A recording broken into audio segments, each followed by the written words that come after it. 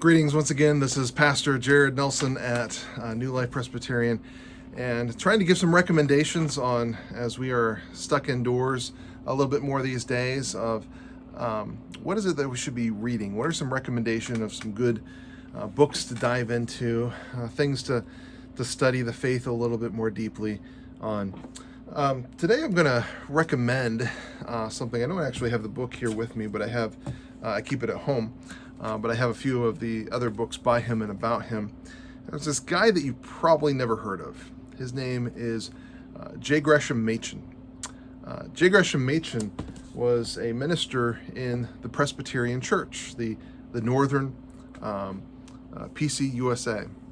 And he was a minister in a time in which there were some things that were happening in the church that were disturbing to him.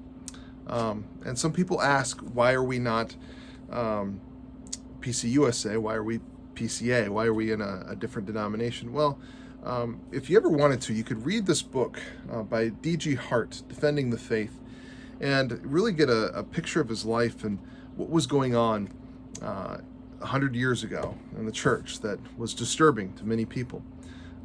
And part of what was disturbing was this trend among supporting certain missionaries who said that Jesus wasn't the only way. Of course, then you have to wonder, why are you missionary? People started denying certain doctrines. They said, what was important about Jesus was just his teachings on love. And if you had his teachings on love, that's what was important, not if he was born of a virgin, which they denied, or if he even rose again, which many of them denied. And these were people that were wanting to be ministers within the Presbyterian Church. And Machen fought back against that and said, if you don't believe those things, go join a group of people that believe like you. Don't come into where we have a confession of faith and we've said these are the doctrines we believe, and then teach against them. And he fought against this for a long time. In fact, he wrote this book called Christianity and Liberalism. Now, later he said he wished he didn't call it that. He wished he called it Christianity and Modernism, because liberalism has a great tradition within the country in many ways, in the liberal arts, or in the classical idea of liberal, which is just promoting freedom. In fact, he considered himself somewhat liberal in his politics at the time because he liked personal freedom for people. But in theology, there was this movement of modernism that said we needed to adapt Christian doctrines to modern thought. And modern thought said, well, today we know that a virgin cannot give birth. Now, apparently, if you read through the Gospels, you realize Joseph had that understanding as well, which is why he sought to divorce Mary when he found out. Joseph knew basic biology.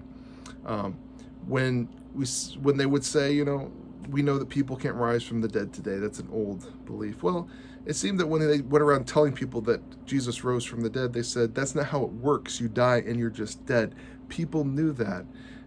It's this rejection of the supernatural and of miracles that Machen was pushing against. And he wrote this book called Christianity and Liberalism. And I would recommend you pick that up. It's not a thick book. It's a quick read. If you want to borrow it, you can. I'll get it from home.